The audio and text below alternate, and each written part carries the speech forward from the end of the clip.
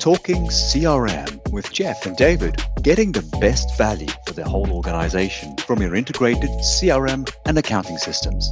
David Beard, CRM Principal, and Jeff Richards, Head of Training Program Development for Sage CRM, spend time chatting with customers, resellers, and others about Sage CRM in action around the globe.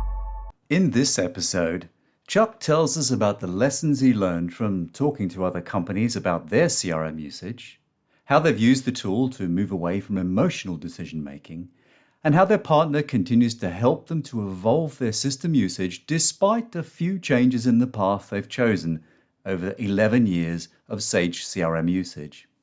Chuck, you mentioned in the last episode, when you went looking, first of all, for CRM, that you did speak to sort of similar companies in your sector and so forth.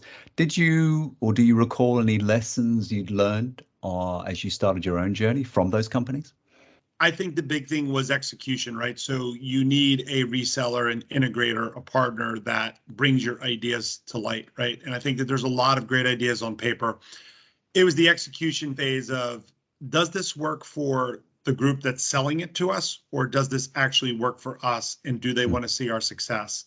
And that, trying to cut through the initial sales pitch of this is the right solution for you because, and I think also understanding that we didn't need everything at day one. So having something that can truly integrate for us over time was important. So the thing it allowed us to really focus on what is a tool that is aligned with our accounting systems, our back end.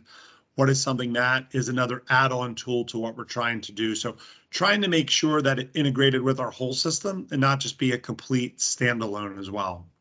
So on that particular point then, Chuck, the idea that the processes should be supported by the software, right? And we're talking front to back. It's everything from the quote and the guys and girls in the field through to the processing of an order.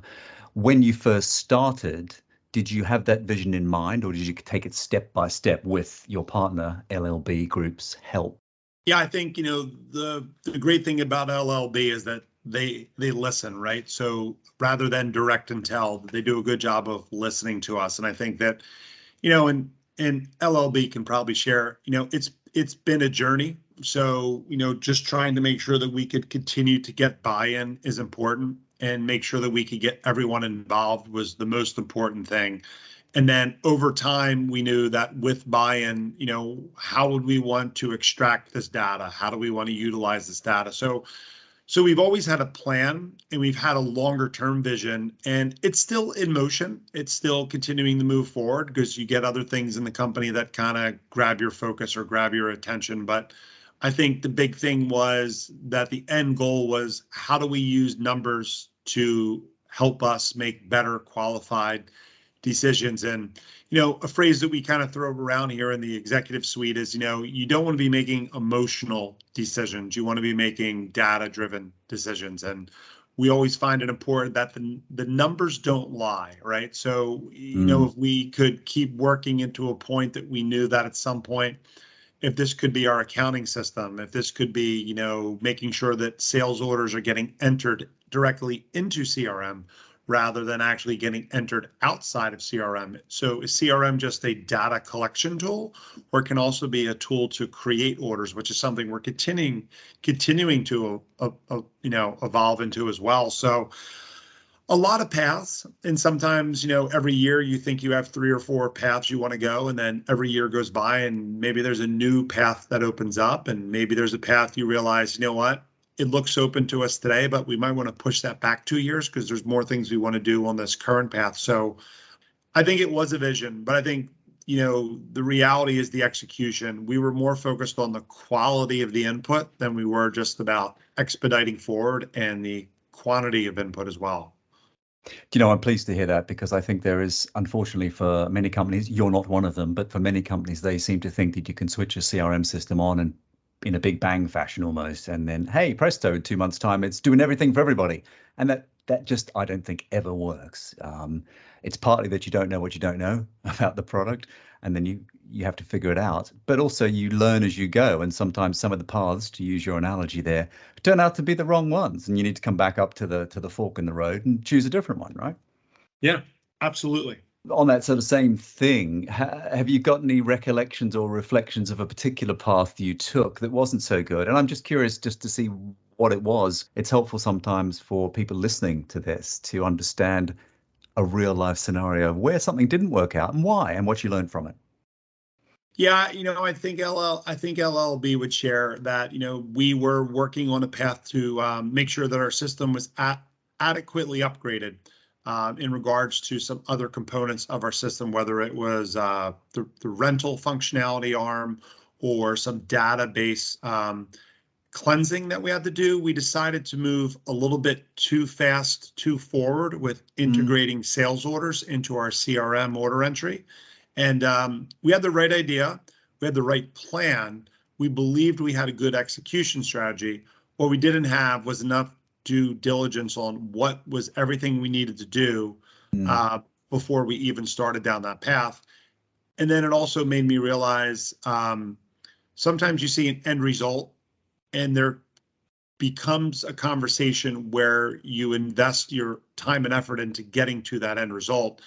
And I don't think we mitigated enough of the potential hazards, which was making sure that we had the right database, we had the right cleansing. We allocated enough time for potential sandbox testing and other things. And I think, so when we wanted to integrate sales order entry, which seemed like the right thing to do as we were growing sales significantly, it actually created a false step. And not that false steps are bad because you learn from everything, but when you have a culture of data-driven, or as we continue to drive our sales team to be more data-driven, these missteps can look not well planned or guided, and it can create some confusion across your sales team of, well, is this a problem with our CRM platform, or is this just something where our team wasn't prepared to move forward, or is it just poor integration with our partner? And it really was none of those, none of the above choices. It was really more so that sometimes moving fast is not always the best approach. Sometimes moving in a more coordinated, timely effort is an actual better approach. And I think in regards to us adding sales order entry features, we probably went at it a little too quick and didn't assess all of the risks that could hold us back. The short-term risk is, the sales team wondering about the quality of the product. And then you have to kind of re-buy some of that cultural buy-in of like, you know what, guys, this is the right tool. We just didn't implement it the right way at the right moment. So the sales order entry is going to have to wait a little bit, but when we do turn it on, it's going to be absolutely prepared and ready to go.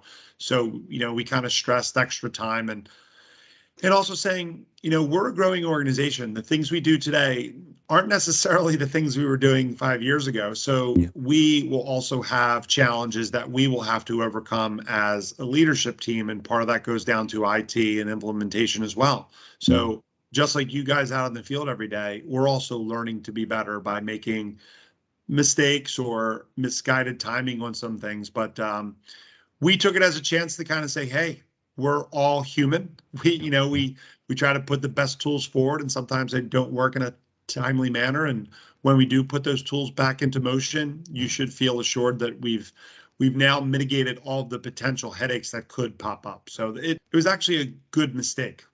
And it sounds to me like a case of a mature organization that recognizes that, these things contain many moving parts. It's not usually the tool. It's often cultural, and it's often just you have to learn, as you said, learn by your mistakes. Yep, that's absolutely. a good reflection, Chuck. I think that's very intelligent because we do hear stories of people that say, oh, well, we gave CRM a try for 6 months, didn't work, so we threw it out. And you go, well, I'm not entirely sure that was the most mature way to deal with it, but there you go. You mentioned earlier, and I touched on it at the opening, that you're a company that rents, that sells and services the equipment you represent. Do you use CRM right across the organization for all of those things you do? It's been a product that's generally been used by our outside sales group. So, we're sending people from Maine to Virginia to cover opportunities daily and create activities. So it was mostly meant as a guide for our outside sales team. Now we're doing some crossover with some opportunities for some of our support efforts. We do put rentals in there that are specifically coming from an outside salesperson and coming into our inside sales group. So our inside sales group is learning to use it currently, but it's mostly been an outside sales product, which does cover our product portfolio. It does cover rentals, and we're now just starting to integrate training opportunities as well as opportunities. Right, which leads me, neatly into almost the final question is, with LLB Group's help, where are you taking it in the next few years? What ideas have you got? The big thing is continuing to get to a complete sales order platform where we're looking to re-engineer our back operations. So from a standpoint of, if you were to think broadly, a sales associate has an opportunity, it's a quote, they get the quote signed by the customer who wants to move forward with a purchase. We get that PO, we process it, we stage all of our equipment. We want to get to a process where every CRM opportunity that becomes a sale eventually leaves the CRM and goes into a operations side of the CRM, where our operations team now has that sales order, and they are now processing that sales order out of every single office we have. We have a total of 4 offices.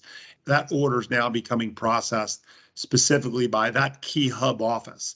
And generally to this point, it's been a main focus here in our main office in Allentown, but now we're looking to push that fulfillment side out to all of our hub offices, and that's strategically aligned with growth. So if we're processing 30 orders a day, well, how can we maybe process up to 15, 20 orders a day at each hub office in maybe 5 years, right? So dramatically create a operational increase that allows for scalability. So I think for us, one of the longer term things, a very much so a multi-year thing, is scalability. So building a case for using CRM as another tool to help us feed into scalability, more so on the sales order fulfillment side. As we've gotten this into the sales order side, then it's obviously going